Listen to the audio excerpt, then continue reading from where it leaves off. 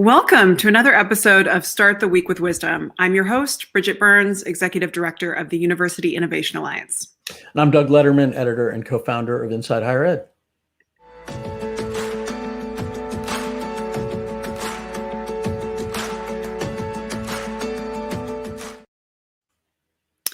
Each week, I partner with Doug to have a conversation with a sitting college president or chancellor to understand what it's like to lead in this moment. And today is going to be a special episode because we're getting a chance to hear from someone who we've met before, but is in a different place in their career. And we look forward to hearing some reflection and hopefully some more wisdom for you to inspire you throughout the week. Joining us is Mark Becker, who is the president of Georgia State University and been that for a little over a decade, I believe, and last year announced his plans to retire this summer. And we want to have him reflect a little bit on his presidency and what he's learned and what he can share with some other folks. So welcome, Mark. Glad you're here. It's a pleasure to be with you, both you, Bridget, and Doug. Thank you. So we usually start by getting a sense of kind of where you're at. And so how are you holding up right now? I'm doing fine. It's, actually the CDC news last week was a big boost, I think, to all of us. Not only does it change the conditions in the environment in terms of masks, et cetera, but it's really a boost to the science that these mRNA vaccines work and that, we're getting closer to a world that we're much more comfortable in. That's great. Yeah, I feel like there is a sense of optimism right now. So I think the question I want to ask you is thinking about your career. Now you've been there for quite some time, and we're sad to see you go, but we know that retirement it also sounds awesome. I mean, I like just so many things about it. But I want to understand you as a baby president coming in on day one at Georgia State. Now you've been at you've been at Michigan, you've been around in various roles around the country. You come in, you as a leader that day one versus now, where do you see the most change for you as a leader? Well, first off, Bridget, change is evolutionary, and so it's a slow process. So it's really hard to imagine who I was 12 and a half years ago when I started. But I'd say the thing that is most different now, if you will, is I've gotten a much deeper understanding and appreciation for the complexity of these roles, and therefore have had to develop considerably more talent, if you will, and skill and experience in being able to navigate a complicated world between the politics and life of a campus, the politics of being in a public institution, in a large city in a southeastern state. So it's at the end of it, I would just say that probably a little less judgmental than I used to be and a lot more circumspect. I would say I've become even a more contrarian leader than I was when I started. And I've always fancied myself as a contrarian leader. I'm curious, can presidents be better prepared? Or in other words, from what you just said, it sort of sounds like to some extent it's just through lived experience, or at least a lot through lived experience, that you can do that kind of growth. Are there things that one can do and that the ecosystem can do to better prepare presidents to walk into jobs like that? Yeah, I think there's a lot you can do, Doug. Certainly it does pay to read books, as well as Inside Higher Ed and some other higher education publications. In fact, I begin every day scanning about 5 different newspapers, both local and global.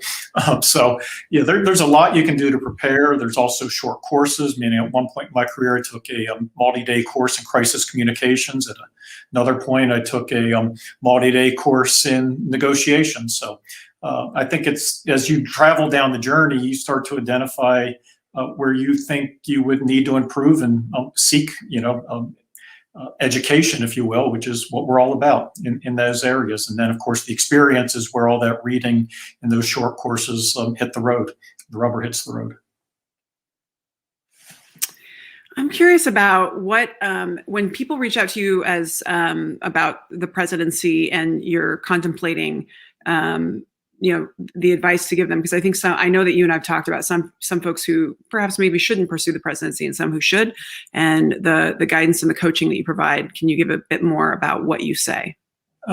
Certainly. I would say, one thing is you have to have courage.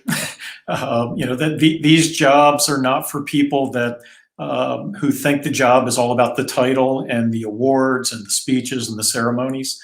That's all the fluff that's around the boundary. But it's at the end of the day, if you want to be a successful president, and certainly if you want to be a president who's going to help your institution continue to evolve and adapt in a very changing and challenging world. The 21st century is by no means static in any stretch of the imagination. You have to have the courage of your own convictions, and of course, you have to understand the culture of the academy. So you have to be able to have that balance of being engaging in shared governance and being a colleague at the same time. You can't shy away that you are the chief executive of the institution. You have to lead.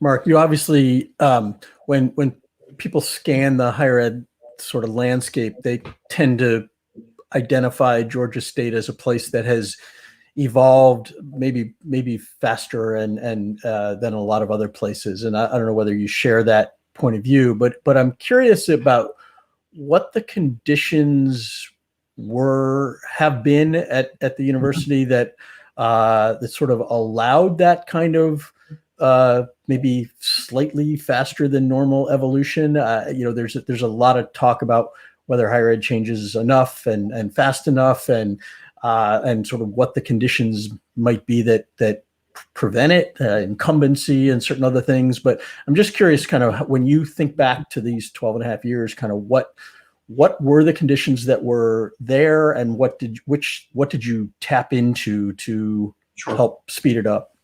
Yeah, so Doug, I really came to Georgia State with the idea of an experiment, and it was not as in science and the scientific process, experiments don't start from nothing. And so, in my career coming up through the ranks, as Bridget alluded to earlier, I'd seen how NYU had gone from a relatively unknown private college near Greenwich Village, in New York City, to a premier institution with a global footprint and campus in China. Likewise, I remember when Washington, D.C. was a very different place than it is today, and Foggy Bottom was a place that nobody would ever go if they had a choice. And then to watch George Washington University just blossom and grow. And so, the question, what I had seen was that, at least in the case of those institutions, and Northeastern University in Boston as well, that in an urban environment, in those cases, private institutions had been able to transform themselves as their cities transformed. I asked myself the question in 2008, could the same be done in Atlanta at a public institution? And so that was part of the landscape. And I think so that gave me confidence that it was worth a try, and I think we've done pretty well. The other side, I would say, is a condition in the environment is once you get to a certain level of status, there becomes a fear of taking risk.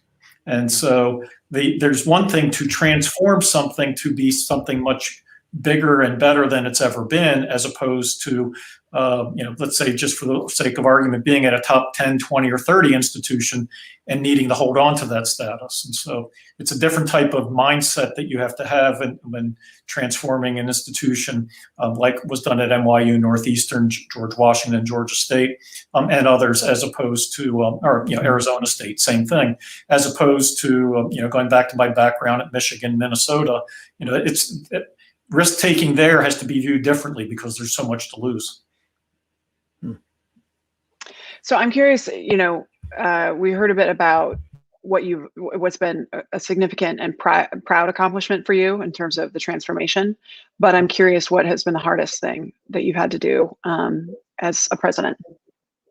The hardest thing, Bridget, is we've had a lot of balls in the air, and you got to balance them all. You got to manage them all. So we're probably best known, certainly to viewers and listeners here, for our work in the student success space. In fact, when we started, student success wasn't even used as those two words were not the words. It was back about retention and graduation. So we've done a lot to, if you will, shape that space.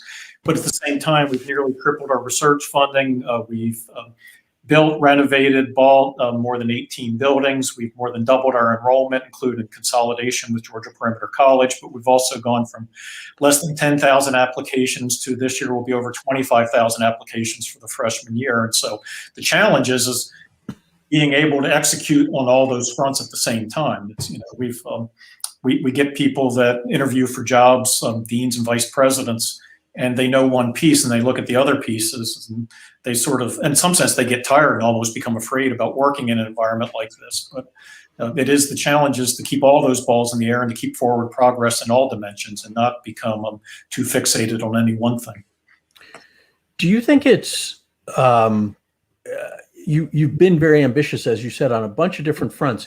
Do you think that's likely to be something that most institutions can pull off? I mean, I've, especially in eras of constrained resources, I've wondered if we're going to see more institutions sort of narrowing their focus or at least choosing more selectively to really kick into gear on a smaller number of things. How do you think about that? Okay, so Doug, I'm going to resonate with your point, but to disagree with the premise. Yeah, so I become president of Georgia State January 1, 2009. Summer of 2008, Lehman Brothers goes under. The stock market doesn't hit its low of the financial crisis until about the second or third month of my presidency. I have not one but two 8-digit cuts, meaning more than $10 million cuts, total of $40 million cuts in my first year. And look what we've done. So I think there is the problem is I think in higher ed, there's way too much negative thinking. There's way too much of what we can't do. There's way too much, well, we don't have the resources. When the reality is we have to be clear about what our goals and our missions are and then align what we're doing with that. So that does mean that you're going to have to stop doing some things you've been doing. It's going to mean you're going to have to make strategic investments in your future. And so I think the biggest challenge to seeing the kind of change that we've seen and you've seen at some other institutions is a fear. It's a fear of doing something different. And people are afraid of change. And, if there's anything that characterizes my personality is I'm comfortable with change. I'm comfortable with uncertainty. And I think in higher ed, we're dealing with a lot of highly accomplished people who like to stay in a world where they feel comfortable. And in order for higher ed to be adaptive and change to achieve the best possible results, people need to get outside their comfort zones and stay more mission focused and less concerned about what could go wrong. Now, I've seen too many times where the armchair quarterback critics have think they know better than institutional leaders. And I know that now that you're about to retire, you might be able to say more than you've been able to in the past. But for those who are critics of the institution, critics of leadership, what is the blind spot that you so often see that they are missing when people are trying to infer something behind actions at an institution or who, just kind of go super negative? I'm just trying to leave you an open door. Let me start off, just clarify. I'm not retiring. I'm stepping down as president, but I'm not leaving higher ed. I'll still be active for years to come. And hopefully we'll have opportunity to speak with both of you frequently and openly. But, to your question, Bridget, and this is why, back in the first question, I said a little less judgmental and a little more contrarian, is it amazes me when I see whether it's a newspaper story or it's a rumor spreading around campus where I know the truth and the disconnect is so huge. And there's always this concept on the part of the armchair quarterbacks and the pundits of this concept of the they. They are doing this. Whether they is the administration, whether they is the government, whoever they may be. And 99 times out of 100, if not 100 times out of 100, the speculators are way off base. What they're doing is they're trying to fit a complex world into their mindset and their worldview, and they don't. It's the parable of the blind man and the elephant. You only understand the part that you can touch if you're a blind man. The story of the elephant. So if you touch the touch the tusk or the trunk or the foot or the tail, you have a very different view of what this creature is that you can't see. And I think that's part of what we get with the armchair quarterbacks is. They're trying to put a very complicated, very dynamic world into their worldview where they haven't sat in these seats, where they haven't seen the political side of the world, where they haven't seen, and when I say political, I mean the campus, the city, the state, the nation, the interplay between different higher education institutions, the competition for resources. So that's I guess what I'd have to say about that. What do you think is most misunderstood about sort of the ways that institutions carry out their missions? Like and is there consistent themes that are misunderstood, and is that because of that perspective that the outsiders have, or are there ways in which institutions maybe don't communicate as well? What's your sense of sort of what brings about those misunderstandings? So I have to come back with a question to your question, or which stakeholder group are we talking about? Are we talking about faculty? Are we talking about students? Are we talking about staff? Are we talking about the people that read the newspapers? Right. And because the misconceptions are different in different places. No, that's fair. Yeah. So I know that you and I have talked about this before, and I just want to frame it appropriately. So what I have noticed that has really stood out for me about your leadership is that you were one of the only people I've seen in higher ed who is the president of an institution that has enabled and actually emboldened someone else at your institution to have a fairly significant profile in the same sector. Most presidents, it's them and that's it. And so the fact that you have had Tim Rennick out there in the public eye as much as you have, I find that interesting, and I'm wondering why that doesn't happen more, and what advice you could give to other presidents to enable that to happen. Well, so first, Bridget, I would say, I think without question, Tim's the most sought after speaker in all of American higher education. I don't think anybody gets more speaking requests than Tim, and deservedly so. But, I think from my point of view is, again, not to, take an often used phrase, but being a servant leader is about accomplishing the mission of your institution. So in Tim's case specifically, he was an associate provost when I came here, and I came to Georgia State, and over time he grew to being one of the 3 senior vice presidents in the institution. So my job was to, as always, to surround myself with the most talented people I can find and empower them to have the maximum impact for the institution. And for better or worse, my ego is not fragile. I don't need to have my name in print or be seen more often than not. In fact, in my first year as president, I remember our VP for communications at that point came in all excited about this local newspaper story in the Atlanta paper that was saying nice things about me. And said, haven't you read it? I said, no, I don't read that stuff. And she's like, well, why not? And I said, because I just got to stay focused on doing the right thing. If I get distracted by what they're saying about me, whether positive or negative, I'm going to get off track. So I stay focused on what is the mission and delivering on that. And if I can surround myself with not 1 but 5 or 10 people who are become nationally and internationally prominent for what they do, that's our success. And that's my success. My success of a leader is not in making yourself the best known person. It's what you do for your institution, your organization. It's funny, Bridget. I don't know if that's Mark. You're the second retiring president we've had in the last 3 weeks, and the consistency of that message about sort of ego and sort of focus, what the job is about and what the president's role is. You and Mary Marcy had a lot of saying a lot of the same things, and I'm just curious, like, how do you? Is that something that you just one exudes, or does one try and drive that sort of? Do you talk about that, or do you just do it and behave that way? No, we don't. We don't talk about it. I think Doug, it goes back to something I said earlier. Is when Bridget asked about people wanting to be presidents, and my mental mindset for this actually got really clarified when I was a provost and I had to hire deans, and so in the last 15 plus years, I've hired a lot of deans, a lot of vice presidents, and it became very clear to me early on that when I was interviewing people to be deans in the very beginning, that there were a lot of people that wanted the title. They wanted to be the dean, but they didn't want to do dean. They didn't want to actually do the job. They wanted they wanted to be up on the pedestal, to have this big title with this, with a pay increase over what they get as a faculty member, et cetera.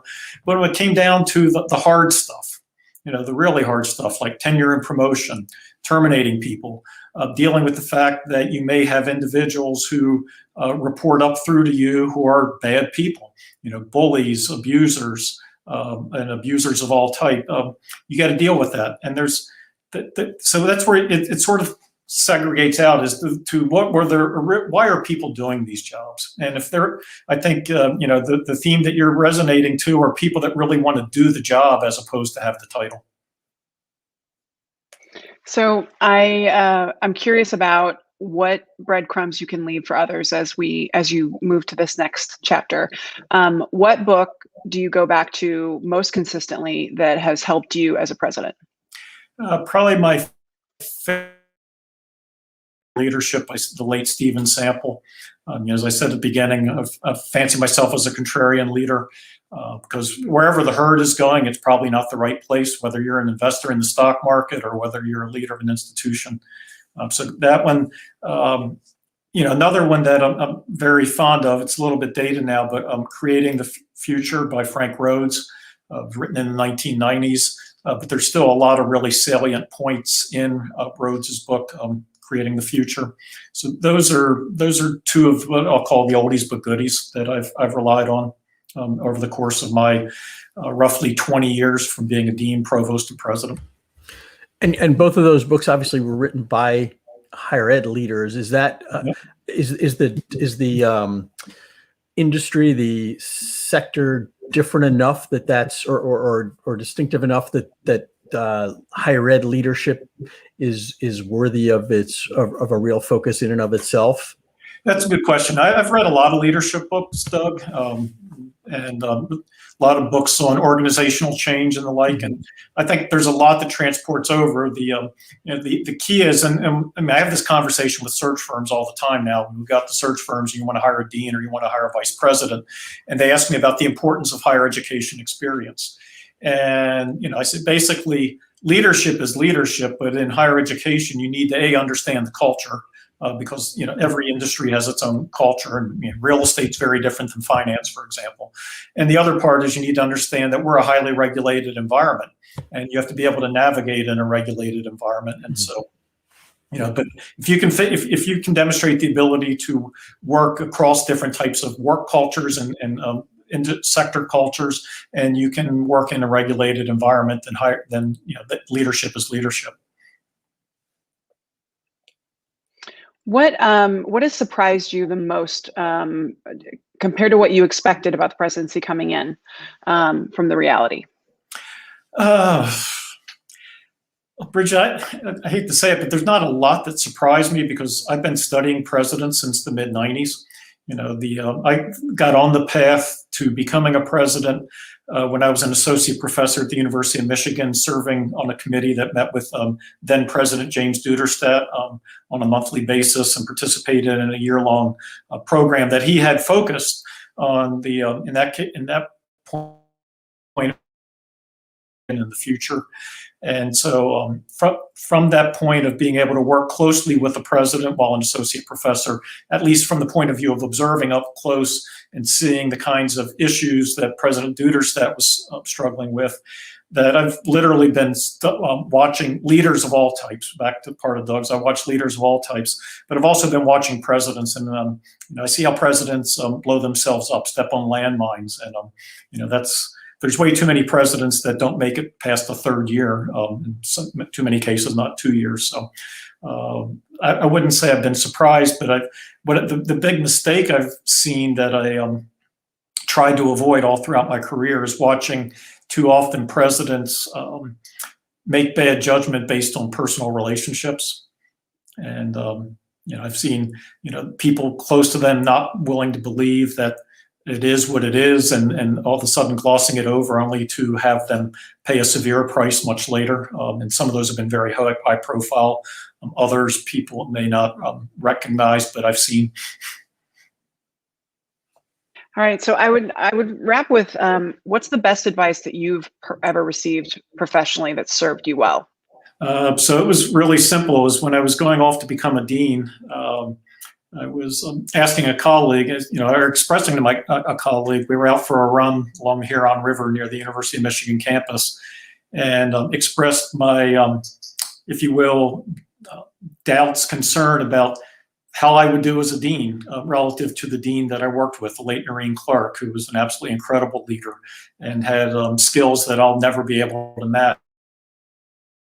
And my colleague said, "That's okay, Mark. You don't have to be her. You have to be you, and go off and be true." So it's to the current generation. It's be authentic, and be an authentic leader is don't try to become a character you are. Be the character you are, rather than trying to become the character of a title that you have as a model. You're on mute, Bridget. That's the perfect way to end today. And so thank you so much for sharing your wisdom and for leading such a distinguished career and leaving the higher ed better than you found it. I think the model and the example of Georgia State has it continues to be vitally important to the future of higher ed, that we have other campuses be able to do this kind of transformation. So really excited to see what you do next. Thank you. I look forward to seeing you down the road, I'm sure. All right. Well, thanks, Doug. I'll see you later. And everyone else at home, we'll see you next week.